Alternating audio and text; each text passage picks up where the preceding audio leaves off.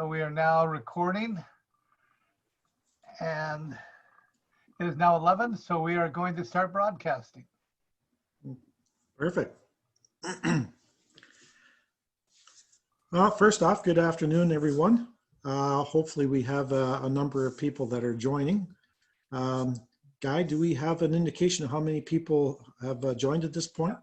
We just turned it on, so it'll take, we'll need to take a couple minutes to let them kind of roll in.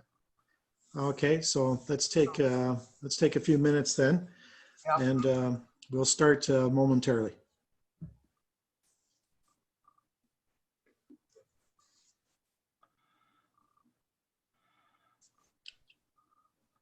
Okay, we have people that are starting to roll in, but I think we need to give it a couple more minutes, Dave.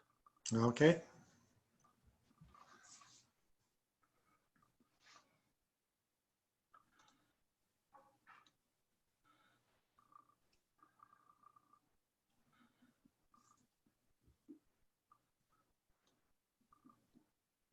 For those who have just joined, we're just giving it a few minutes for people to log on or join us, and then we'll start momentarily.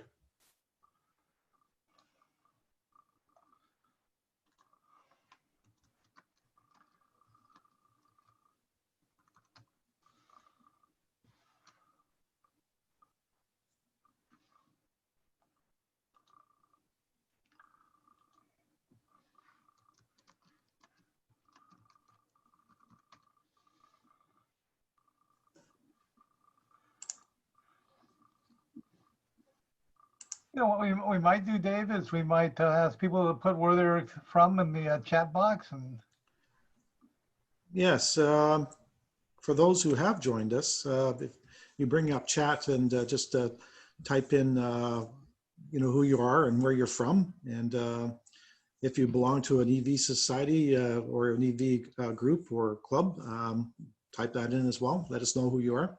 Thank you.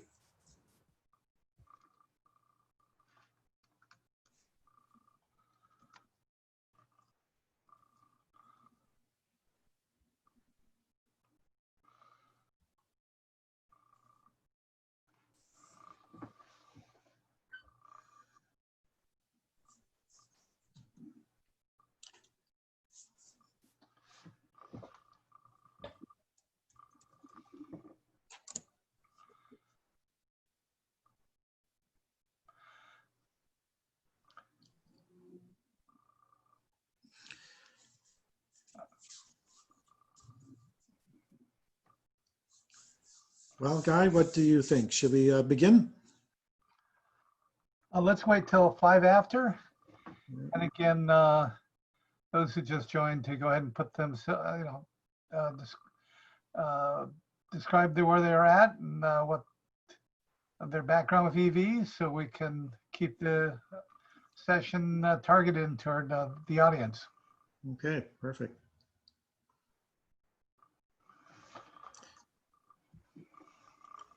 Okay, we have a message from Charlie who says, thanks for presenting this. From Orlando, Florida, currently in Atlanta.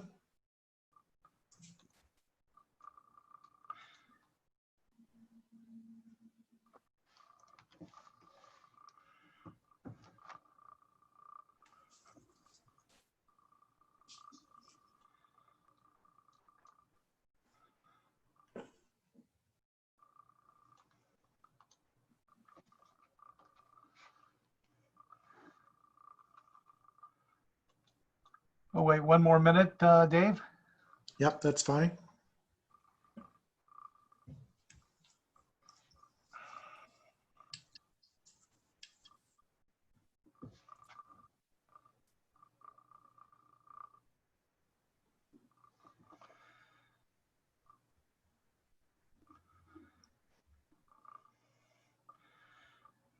Charlie says in the chat that his first BEV was converted Chevy S10 in 1995. Now he's got a 2018 Leaf. You know, that it shows how new some of us are to the game when we think of a Chevy S10 in 1995 as being history. Yeah. Haakon, you're going to be able to give us a richer description of the true EV history. Mm-hmm. Yeah, exactly. So, Okay. Well, Dave, you want to introduce us? okay. Let's begin. First off, to everybody that has joined us, thank you for joining us today. Depending on where you are, it's either this morning or this afternoon. Where I am, it's this afternoon. Welcome to this session about EV history. Most of us are so forward-looking most of the time that we forget where we came from. And here's a unique opportunity to reflect our electric vehicle origins. This session is hosted by the Electric Auto Association and the Electric Vehicle Society. That's the Canadian side. Both are supporting electric vehicle education programs and are supportive of the National Drive Electric Week.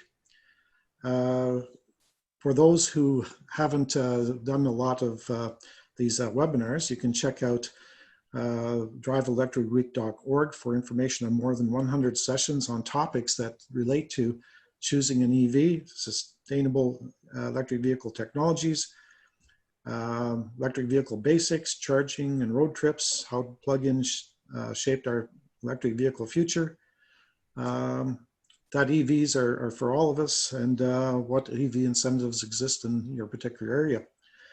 So I'm pretty sure that Guy will put the driveelectricweek.org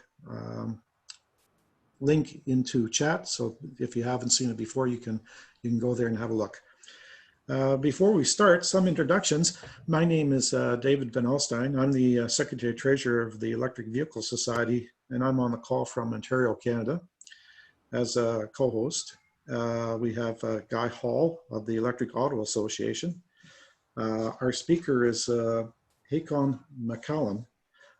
He's the member of the Detroit Committee of the Vancouver Electric Vehicle Association. During this webinar, please feel free to use the chat function to let us know who you are and where you came from.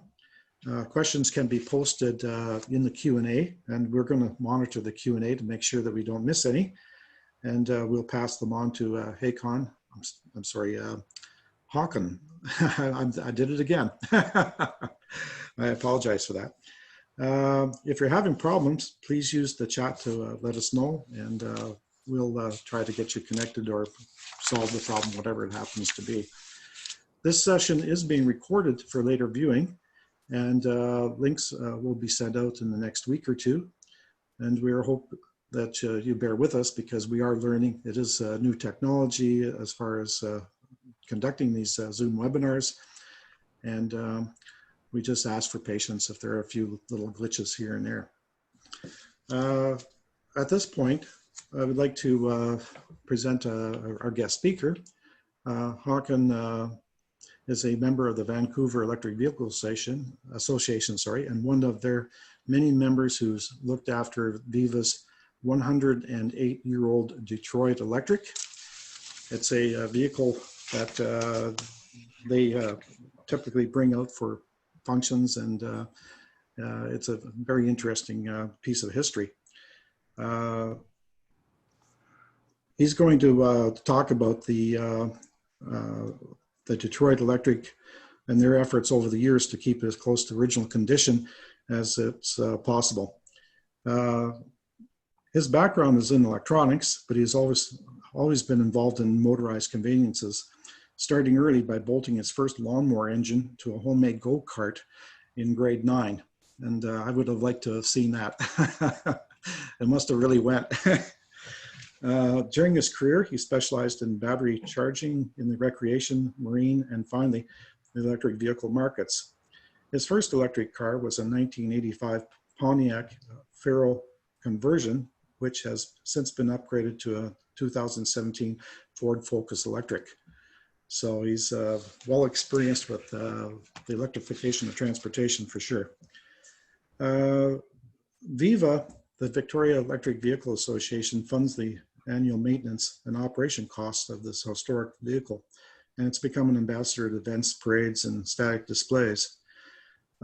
He's going to give us a presentation, and at this point, I would like to turn it over to him and let him carry on with it. Thank you.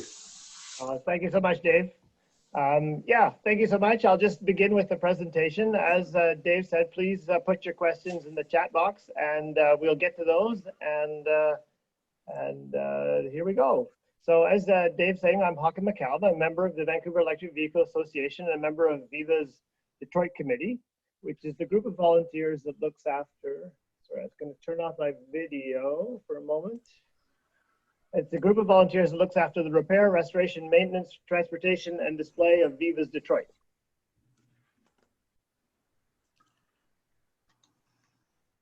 And so this is our Detroit here. You can see a picture of it. And this is a presentation that talks about the things that Viva does to keep her going as her job for an ambassador for EVs.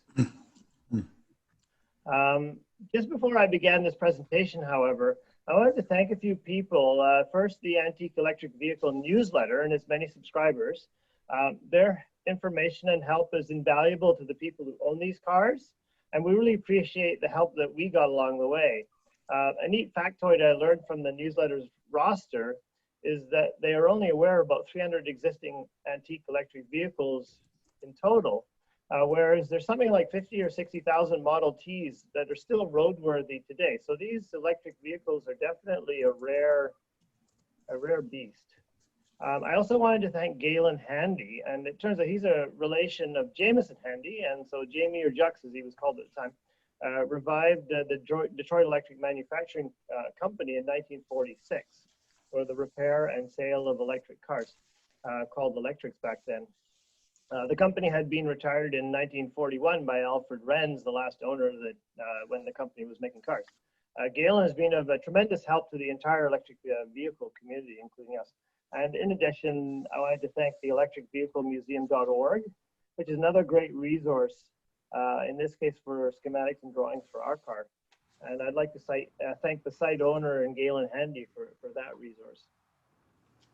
And so moving right on here, our Detroit is a Model 31 Type 13B, and it's made by the Anderson Electric Car Company, which became the Detroit Electric Car Company in 1920. Before I got involved with the Detroit, some of the work that had been done that I know of included changing the original nickel iron batteries to lead acid batteries in 1993. They had a new differential ring gear installed around the year 2000. There's been countless redos of the wiring for the lights. The brake shoes have been relined. The wooden wheels you've seen see on the car now have been remade. The motor bearings I know have been changed in the past. And there's a lot more that I don't know about, but done by an endless array of volunteers that have come before me. So many thanks to them. Our first major project that I'm going to talk about is the rebuild of the motor speed controller. And the controller was made by the Elwell Park Electric Company, and they also made the motor and other parts in our car. The controller we have is a Type 22, which was used over a number of years for Detroit Electrics. In the controller, the plates you see in the middle of the picture are mounted on a drum that rotates, and these plates connect to various contact fingers. At the top of the picture, you can see them.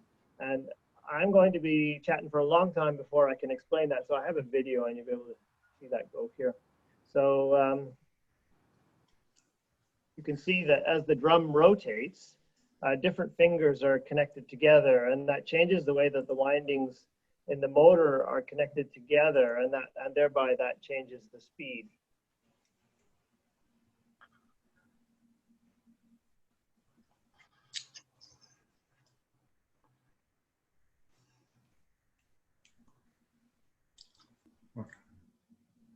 Okay, this slide shows some of the pictures of the damage to the old plates. The plate shown on the right is in fact an original plate, but some of the other plates had been previously replaced with handmade ones that were not identical to in size to the originals.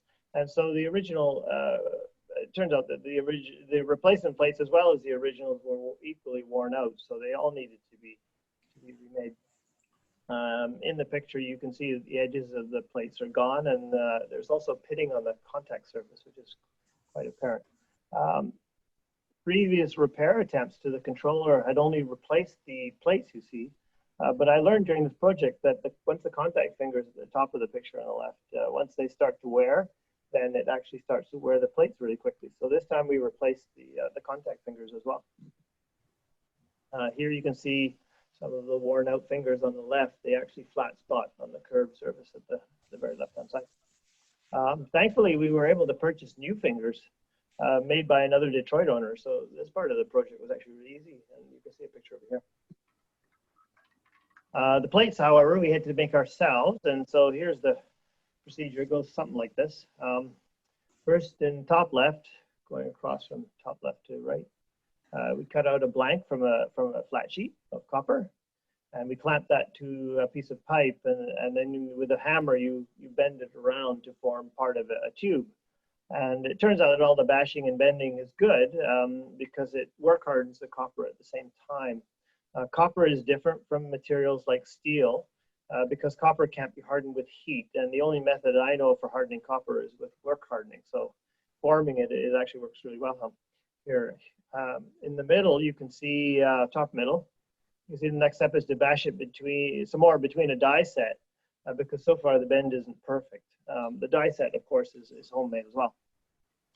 We made 3D printed forms. You can see the top right. So the plates would be the perfect size and fit. As the holes are drilled in the plates that are forming, we use drill bits to hold the plastic forms in place, and you can see that at the top right. You can also see in the plastic forms that we use metal inserts for the holes, and that therefore we were able to use them to locate the drills as we were drilling the holes. So that worked really well for locating the holes. After the holes are drilled, we just trace around the forms with a scribe and then cut the plates out on a bandsaw. And at that point, it pretty well looks like a plate, and a little bit of cleanup with a belt sander is all you need to do. And then finally, to make the surface, the contact surfaces flat, the belt sander worked really well to face the parts. The original plates were probably made using a similar approach, except Elwell Parker started with a copper tube instead of flat sheet. We couldn't find copper tubing in the original size, which is why we needed to start with flat sheet. My guess is that originally the plates were made with a 3-inch ID copper tube and a resulting 1/4-inch thick plate. But for some reason, they needed to make the plates a little bit thicker, and that resulted in the annoying and inconvenient 2 15/16 ID tube that there is today. One of the puzzles that Detroit owners have been wondering is what the correct lubricant was for the controller. One day I stumbled across the lubrication diagram for our car in the electricvehiclemuseum.org, and that just gave Vaseline, which is kind of funny. I hadn't actually tried it yet, but I'm looking forward to see how well that works.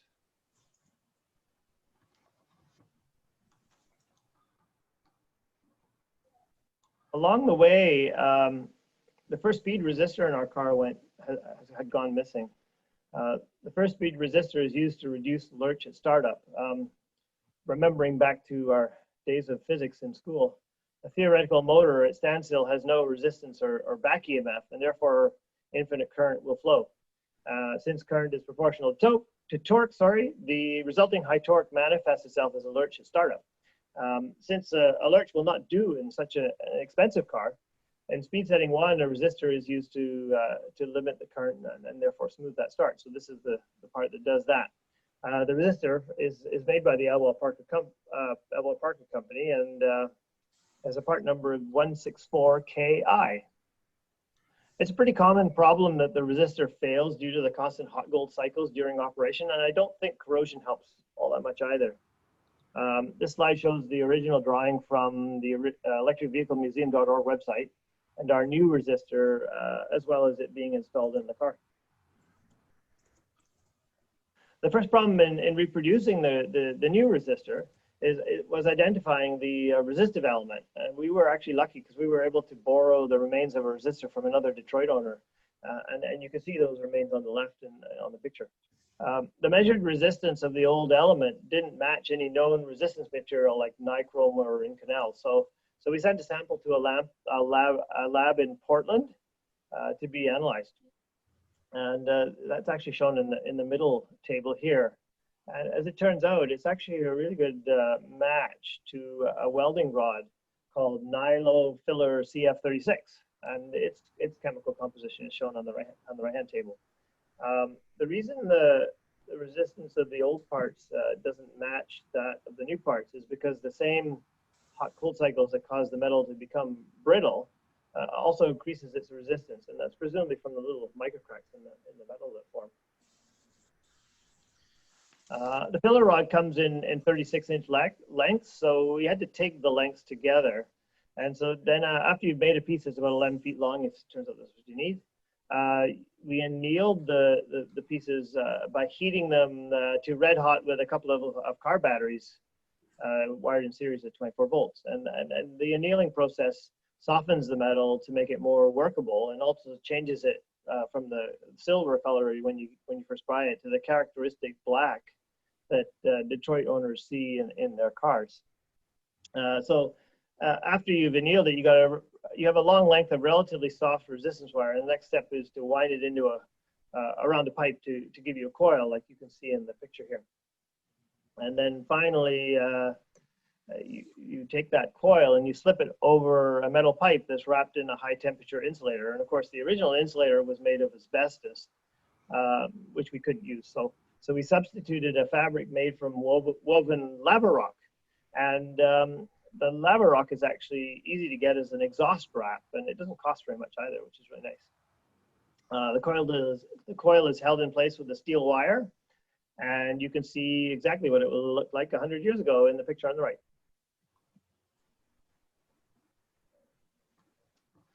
On the left, you can see how the resistance element is terminated after it's installed in the assembled resistor. You can also see a close-up of the aluminum end casting and brass terminal and the cover for the assembled first speed resistor. The aluminum end casting, the brass terminal, and the cover perforated sheet metal are all made with a CNC process. I should have sent this to Tom. And the cover was made by hand from the perforated metal that came from the CNC. The brass terminal you see in the picture is insulated from the aluminum end casting using a combination of mica washers and an asbestos tube in the original part. But this time we just used masking tape to replace the asbestos tube, and that's because the brass terminal doesn't get all that hot. We even had to make new insulators for the mounting of the resistor. We had them made from natural rubber, and we tried to get the color as close as we could to the 1914 example that we had. We chose slot fasteners, of course, to match the originals. And thankfully, the old resistor we borrowed also had the old fasteners included, so we were able to match them correctly in length and size as well. Somewhere in between the two projects I was just talking about, we also went over the interior of the car to repair and replace the original leather upholstery. Not long after Viva got the car, the leather on the seats had been replaced, and as far as I was told, Viva volunteers managed to find someone who could redo the fancy leatherwork on the seats. But the rest of the interior was pretty tattered by 2017 when we got the nutty idea that we could fix it ourselves. You can see that in the pictures pretty clearly. Around the same time, we had gone to the effort of getting quotes for the repair, but we had trouble finding a craftsperson that we felt was a good match for the repair. And we also had the common problem of the lack of funds, and of course that makes everything more difficult. So we decided to muddle through it ourselves, and that's because this project, like most others, is a lot of labor and not a lot of parts, so the cost is really a lot lower if you do it yourself. At the beginning of the project, the first question was, of course, color. And we had the original factory records that said that the interior of the car was blue. Also, one of the people that had looked at our car had seen a blue tint still remaining in the leather, which looks more or less black now. You can see that the carpet, however, in the picture on the right also has a blue tint. But to the naked eye, that carpet definitely looked black. So it's interesting that the camera could see in this case what the naked eye couldn't see. When the seat had been redone, they did that in black, however, not knowing that the original color had been blue. I had done some reupholstery before, recovering chairs and boats and small projects like that. So I had a pretty good idea of how it was done, but For this project, what we did was we looked at how it was put together as we carefully took it apart, and you can see that in the sequence here. You can see the different layers as they come apart. We even kept and reused the original upholstery tacks that we took out, and you can see those in the pictures on the right-hand side. It turns out that new tacks are actually easy to buy, but we barely need to purchase any new ones for the job, because it's what you do when you're doing these things. I found out that the way that the tacks were originally installed was using a magnetic hammer. So I think what you do is you just stick the tack to a hammer, and then of course with a perfectly placed blow, you get the tack installed beautifully in just the right place. I'm not nearly good enough to be able to do it, so we didn't even bother to try that. And so we just whacked away at it with a hammer using needle nose pliers, holding the tack. It was definitely slow. It did reproduce the original pretty well. In the rightmost picture, you might be able to see some of the original blue coloring coming through in the carpet trim as well. That's what the interior looks like today. And you can see that the new work is a stronger blue than the original. For every time the leather is treated, we use a blue leather product. So the existing leather is going back from black to blue again. I doubt it will ever be as strong a blue as it was originally, but that's not really the point with this car. In 2019, we took on another ambitious project to replace the worn out lead acid batteries with the original nickel iron technology. Unfortunately, we were not able to locate original Edison cells, which is what this car would have come with, but we did locate new nickel iron batteries, which are becoming popular again in solar installations, presumably because of their long life.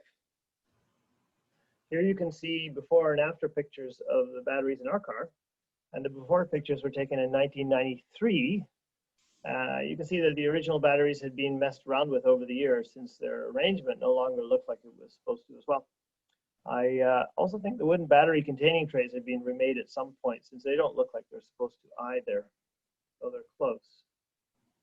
Although the original wooden containing trays were probably painted black, as you see in the before pictures, we took a little artistic license and left our new containing trays varnished, because we had seen that in some containing trays that had been finished that way on other Edison batteries.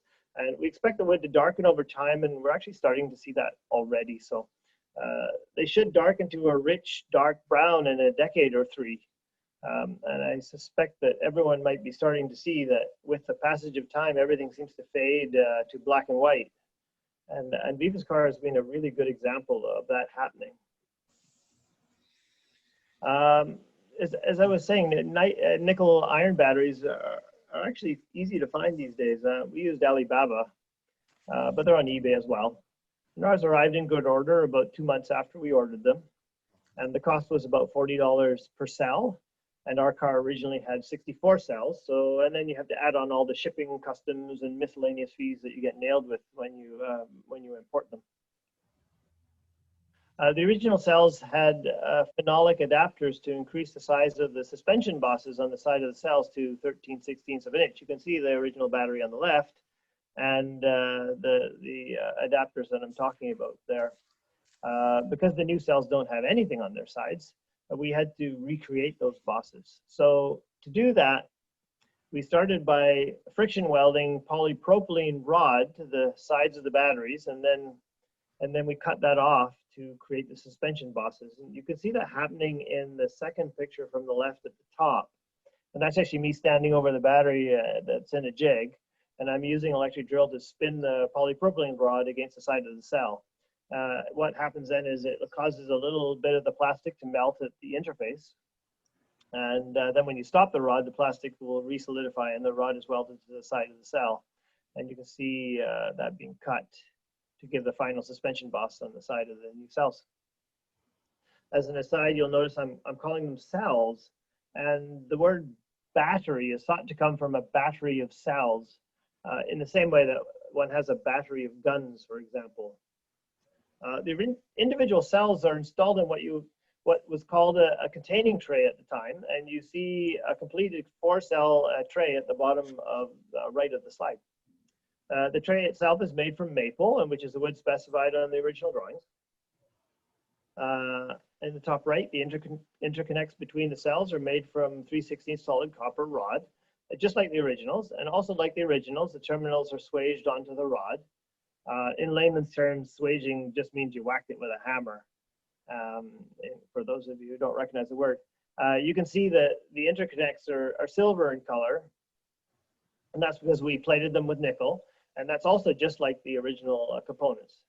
The only difference is that the original ring terminals were a much thicker cast affair, and the new ones are just stamped copper. The nickel is electroplated onto the copper, which is actually a lot easier to do than it actually sounds.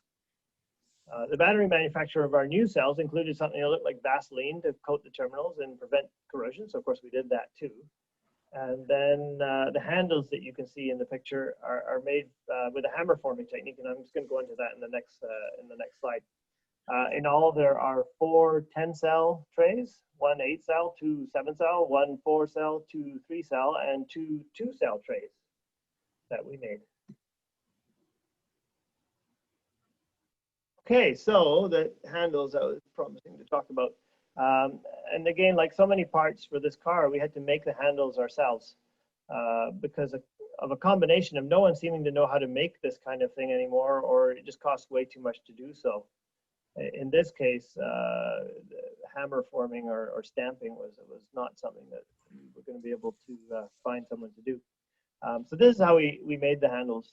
The handle starting from the top left again and going to the right and then bottom row. The handle blanks were cut from 20 gauge mild steel using a combination of a shear and a plasma cutter.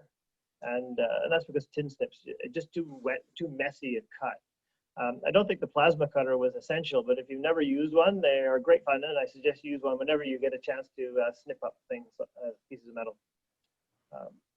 A tool that's perfect for shaping the blank is a nibbler once you've cut out the square, and that's in the top left. And there's also shown with an aluminum form that makes it easy to cut the right shape quickly, since we had to make 44 copies of each half handle. The blanks are formed over a die, which we also made. Thankfully, one of Viva's many volunteers had access to a water jet cutter, so we got the blank for the die without too much difficulty. And I just used a grinder and a file to get the final shape of the mild steel die. There was no need to harden the die because we were making a relatively small number of parts. And in fact, wooden forms are often used when one is hammer forming, so this part is almost overkill. In the top right picture, you can see the handle blank installed in the die. And in this case, there's a top clamping piece holding the handle blank on top of the die. So then the bottom row picture shows the first steps of the hammer forming process. First step in the handle is created with a chisel, and that's the very first picture, and that's completed in the middle picture. The next step was to form the inside curve, and you can see that we made a tool to make that easier. And the tool is just a C-shaped piece of steel that you can whack at with a hammer, making it easier to get into that space. And then we'll continue here. The next step is to use a Z-shaped tool similar to the former one, and that forms the rest of the inside curve of the handle. You can also see a pair of sheet metal vice grips holding the part against the die in this operation. And then moving from left to right, we're using a piece of wood to hold the part against the die for the final hammer forming operation to form the top edge of the handle.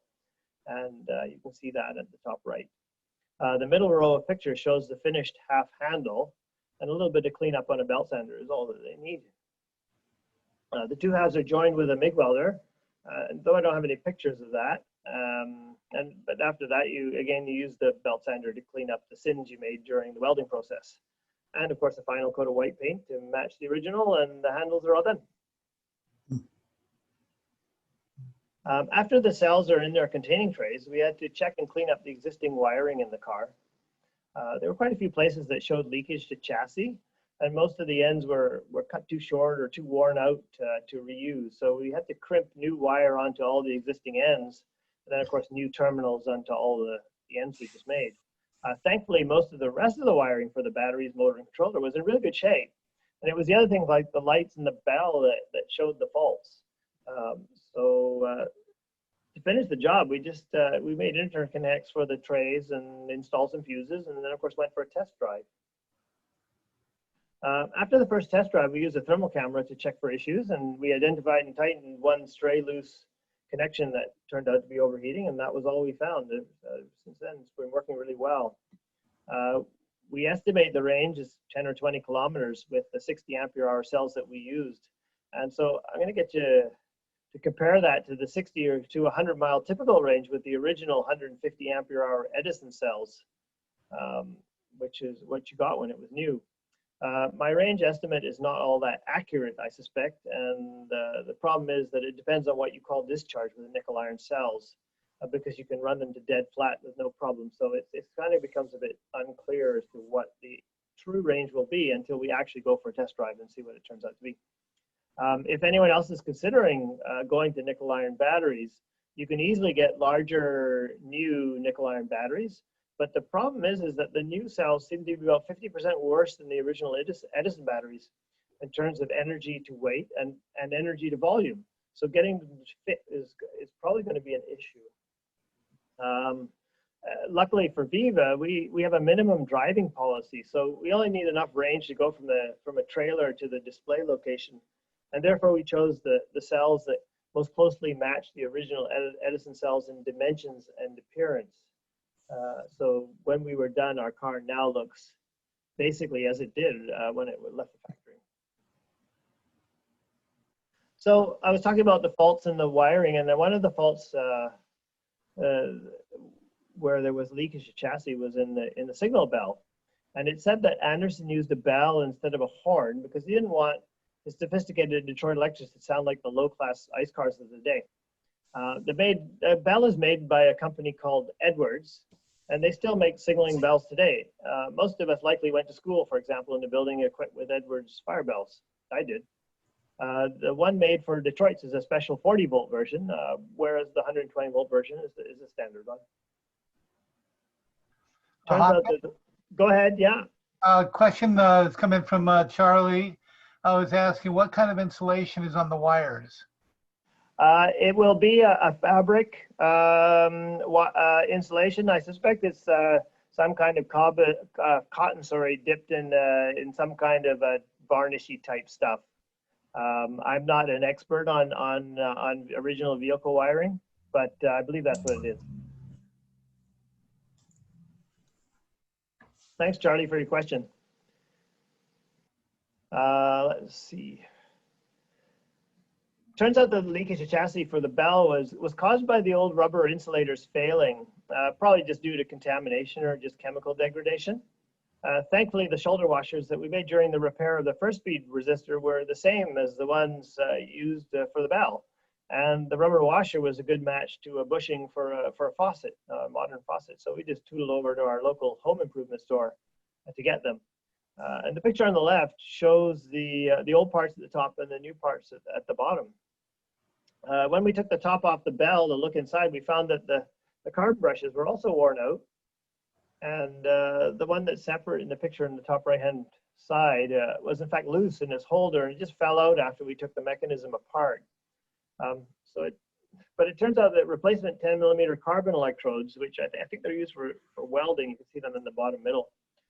They're readily available and only about 0.5 millimeter larger in diameter than the original 3/8" brushes. And so because of that, we just had to cut off the length of the carbon rod and press them into the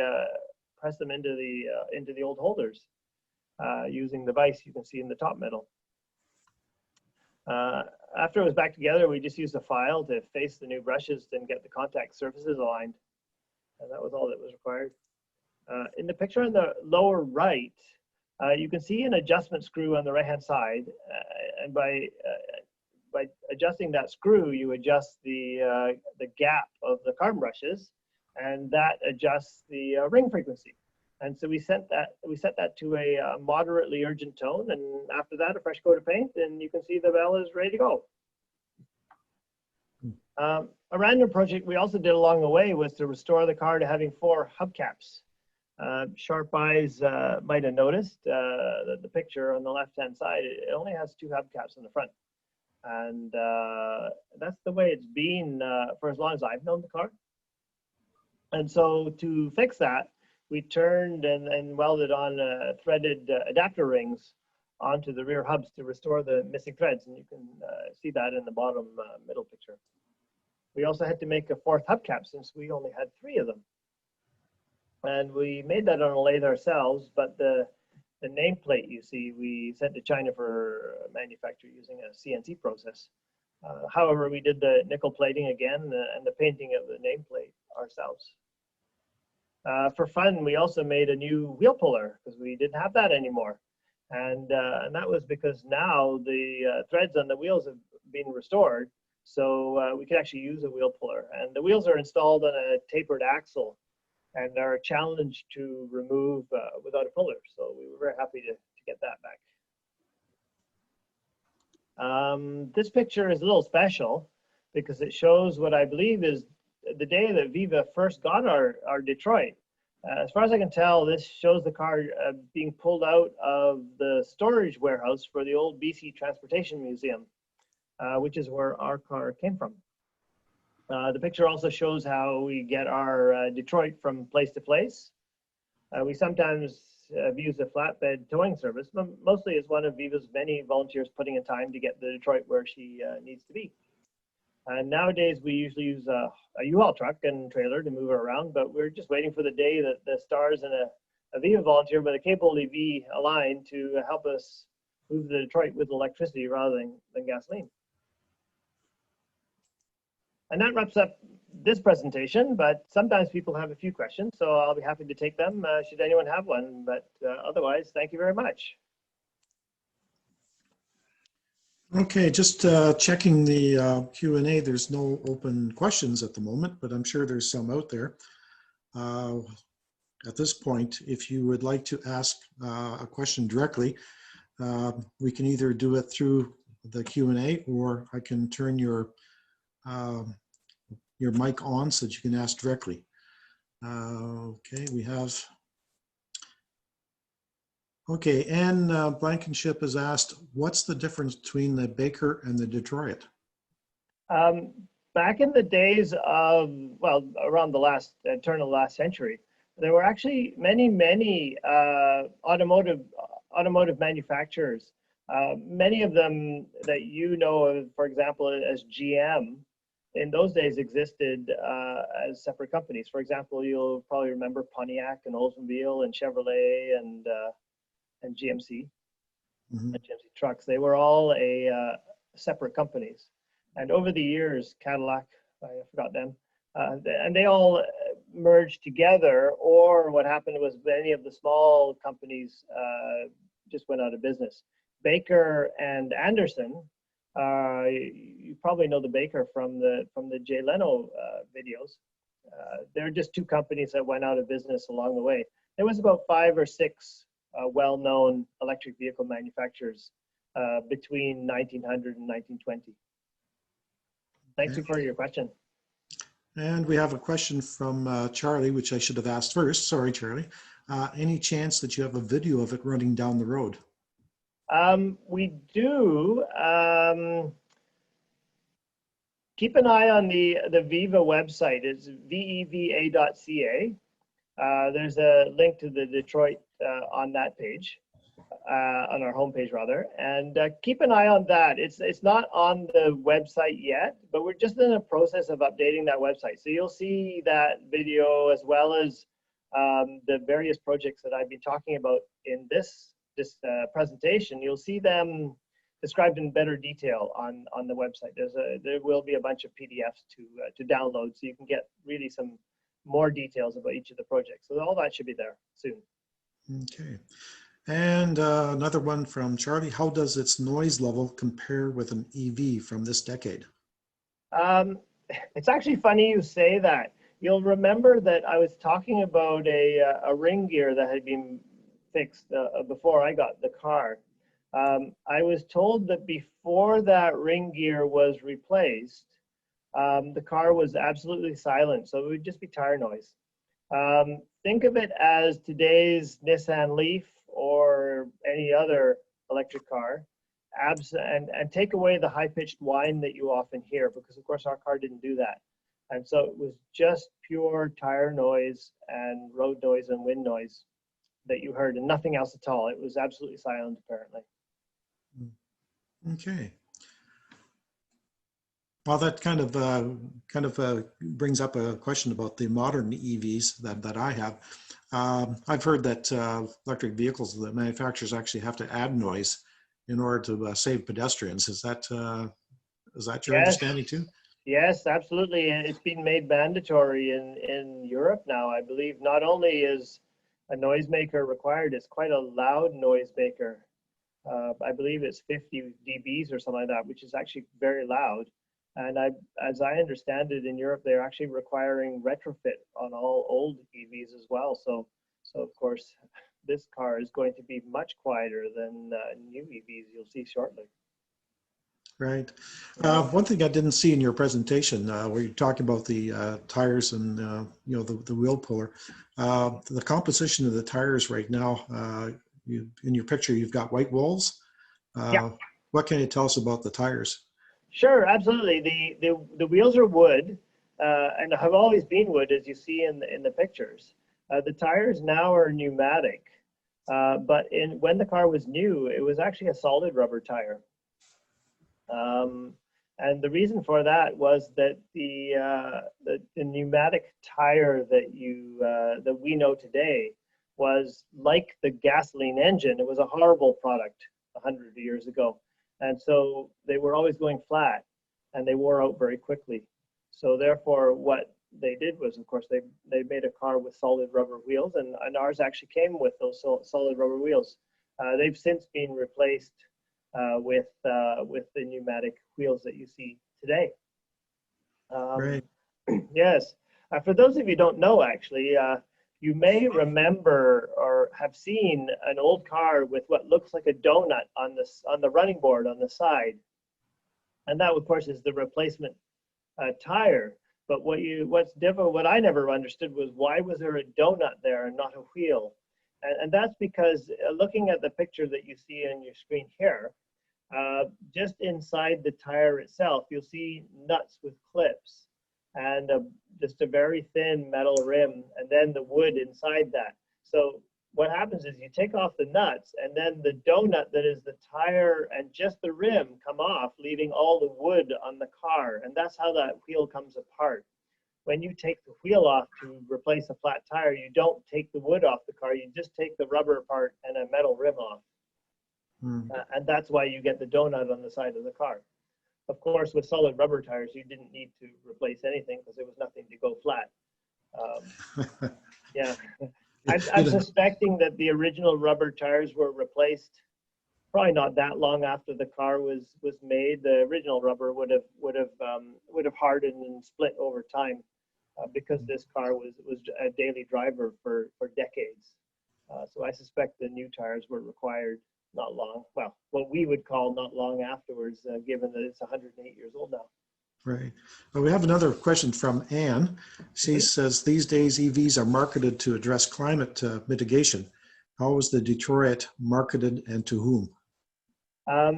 Yes, that's a good question, because of course, all cars in those days were marketed as clean.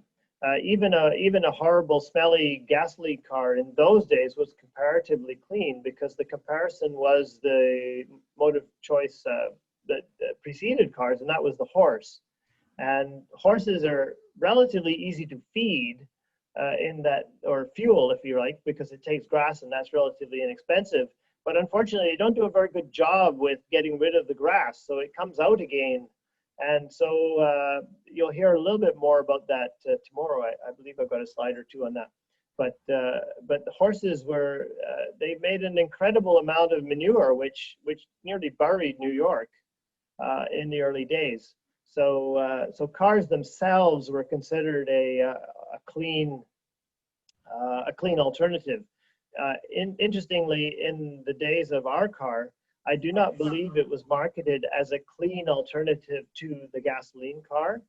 And I think most of the reason for that, and I go into that in more detail tomorrow, is the price of the car.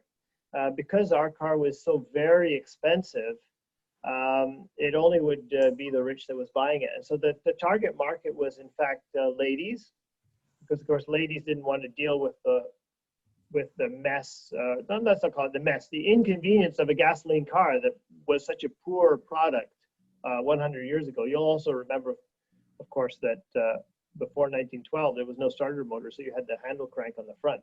And ladies were not going to have any of that, and certainly not rich ladies. In addition, the other target market was doctors.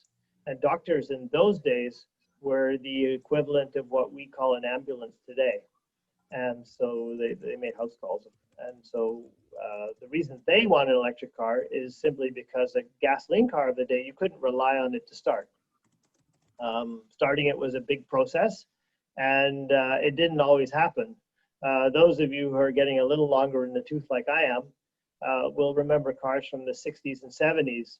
And though they started most of the time, if it was a cold and rainy day, they ran particularly poorly. And so you can imagine what that was like in 1912 when our car came out. They would be just a horrible conveyance method, and certainly completely unsuitable for something like an ambulance, where you actually needed to go and get to where you needed to be in a very short time with no troubles. So those were your two target markets, were ladies, were specifically rich ladies, and doctors who were, of course, well off at the time and needed to get where they wanted to be. You'll also see that businessmen was their third target market because they were well enough off and also didn't want to muck around with a car that may or may not get them to where they're going at any given time. Are there any more questions, Dave?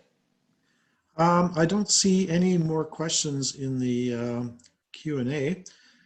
I'm just going to check the chat here. I don't see any there. No, I don't think there's any more questions. Is there anybody that does have a question? Again, just post it in the Q&A, and Haakon will certainly answer them. We'll give it a minute for somebody to think of some. Sure. Yes. Thanks, Dave, and thanks everybody else. Yeah, and while they're doing that, the one question I had was, now I heard one of the major reasons why EVs got sort of taken out of the market was because of the invention of the electric starter. That made it easier to start gasoline vehicles, and as a result, it accelerated the adoption of ICE rather than electric. Yes, and I go into that in greater detail tomorrow. So for everyone who's interested about that, tune in tomorrow. But the electric starter was definitely one of the downfalls of the electric car, because it took away the inconvenience and difficulty of just starting the car. I saw Anne raise her hand there, Dave. Okay, just hold on a second. Let me see if I can get that. That was Anne? Yes. And I'll tell you what, I'll just allow Anne to talk here if Anne wants to post the question live. Hello, Anne. Well, she's on mute. Hi, can you? Hi, Anne. Hi. Yeah, I would like to also kind of follow up on my previous question on just how the switch from electric to ICE, like, was there a tipping point where, like, who killed the original EV? Like, how did that come about? I go into that in more detail tomorrow, but I don't want to spoil it for you, but like all things, I don't think it's one straw that killed that killed the camel sort of thing. It was just a number of things that just changed over time. But if I was to pick just one thing, I would say it was price. Price? Our car was about 5 times more expensive than the Model T at the time. Oh. And we all know, I mean, humans are, we do it all the time. We buy the cheap thing, not the good thing, right? Yeah. So in a way, almost, but it didn't start out like Tesla, where they first make a really expensive car for wealthy people, and then, you know, their business model was to say, okay, we made this model, and then we're going to make a cheaper car like Ford, like make a mass market model. I think a lot of the manufacturers at the time really had trouble adapting to the new world. These were, it's not a big surprise if I told you that it was the Anderson Carriage Company before the Anderson Car Company. And they made cars just exactly the same way they made carriages, which is they had craftspeople who cost a fortune, and they worked very slowly and made beautiful products. And they never changed. And so, of course, once Ford created his assembly line, the electric cars didn't have a hope, because at that point they needed to invest in an assembly line and totally change the way that they manufacture. And I don't think that I think they just were incapable of doing that at the time. And Ford, as you know, chose a gasoline engine instead of an electric motor. So if he had chosen an electric motor, for example, then I suspect that electric cars would have been popular back then too, just because of their price. And as I say, the electric car at that time was a markedly superior product in terms of its reliability and ease of driving compared to a gasoline car. Yeah, I'm just curious. So the maintenance for an electric car, you know, this older electric car would have been kind of similar to today. Like that's one thing where, like, if you're marketing to women, you're saying, well, it's not as complex. I mean, I'm thinking back. Absolutely. But the problem with cars in general, if you like, is that back in those days, just to give you an idea, the lubrication frequency for this car was about weekly if you drove it on a daily basis. So cars in those days needed a great deal more maintenance. And that was where, for example, the lube and oil that we know today, that was where lube and oil came from when you took your car in. Nowadays, we don't do a lube, we just do oil. So they've since dropped the word lube from the description, but in actual fact, lube and oil was around when I was a child, and it's just gone away. But in all cars of that day, the maintenance was much higher than it is today. But that being said, you're absolutely right, Anne. Compared to the gasoline cars of the day, this again would have been that much less maintenance. Absolutely, yes. They've been similarly quiet and similarly low maintenance for over 100 years now. Yes. They would say to the ladies, you won't get messy or greasy or, you know, soil your frock. Yes, you're absolutely correct. But that in this particular car was not really a sales pitch, because if you were rich enough to afford this car, you didn't get messy driving it. You had people for that. Oh, right. Yeah, that makes sense. So for example, there is no trunk on this car. It's actually batteries in the back that you're seeing here. And the reason for that is you don't need a trunk when you're this rich. You go shopping at the store, and your stuff magically appears in your wardrobe at home. You don't carry groceries home, for example. It's a different world from what we're used to today. Yeah. Yes, absolutely. You gotta put yourself in the mind of or in the position of someone who could actually afford a car that costs as much as a house.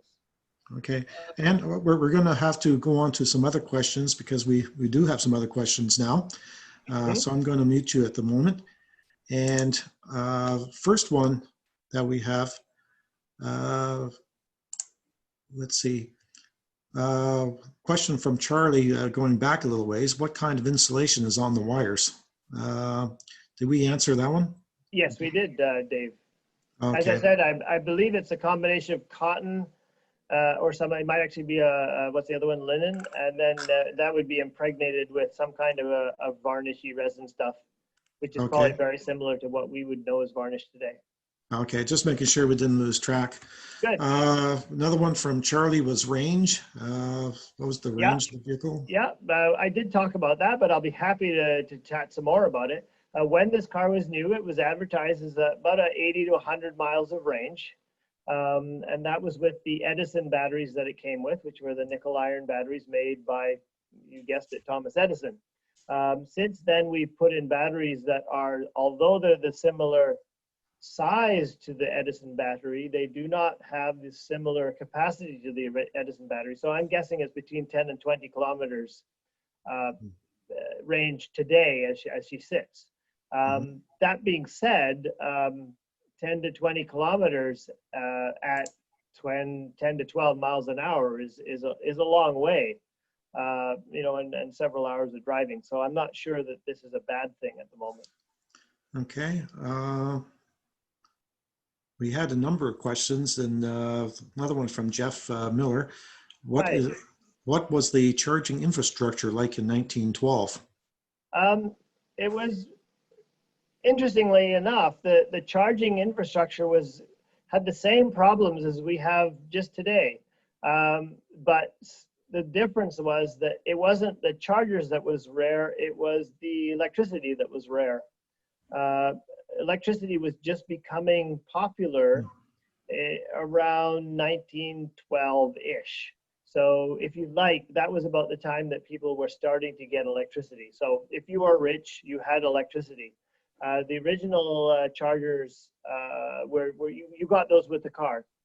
They weren't charging locations or remote locations to charge your car. You always charge your car at home with these cars in those days. And so it was just a question of what your charger looked like. I have pictures of the original chargers, what they looked like in the day in tomorrow's presentation. So be sure to sign in and then see that tomorrow. Okay, and then Charlie wants the clarified. What is the range in miles? Oh, sure. As I said, 80 to 100 miles is the advertised range when it was new. And what's that in kilometers? That's 160? Yeah, about 160 kilometers, something like that. And nowadays I'm expecting 10 to 20 kilometers, which is about 7 to 15-ish miles. Close enough. Okay. This guy, I lost my internet for a while, so I was a little bit absent here, but I saw Ann had asked about marketing of these EVs at the time. I did see some interesting ads that were targeted toward women, and they promoted the simple starting, button to start, and the quieter and without all the smoke. So they were directly targeted to women. Yes. I didn't actually note that they had targeted the lack of smoke as well, because of course old cars in those days were pretty horrible things, both in terms of noise and smell and pollution or air pollution. So I'm glad to see that they had thought of it back then as well.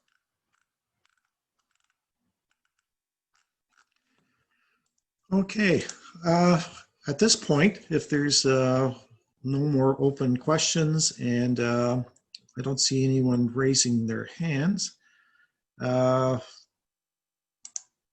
would think that that is probably good for a wrap up, Haakon. Thank you so much, Dave and Guy. I appreciate it. Yeah, so to thank everybody, thanks Haakon MacCallum for preparing the presentation and being part of this webinar. And again, taking part in maintaining a part of history that can be enjoyed by everyone. From the looks of the presentation, there was an incredible amount of work involved, and it was a wonderful presentation. Thank you very much for putting it all together. And of course, we hope that everyone that's participated and joined this webinar enjoyed the topic. And it's certainly one that resonates with all kind of car buffs of all types. And we thank the Vancouver Electric Vehicle Association for its efforts in keeping it operating. For those of you who would like to get more information, I did see someone posted the Viva website in the chat, but it's viva.ca, and you can go there and read more about the car and more about their efforts. And there is an option that you can donate to their restoration fund if you choose to do so. In any case, Haakon will be presenting at another webinar tomorrow.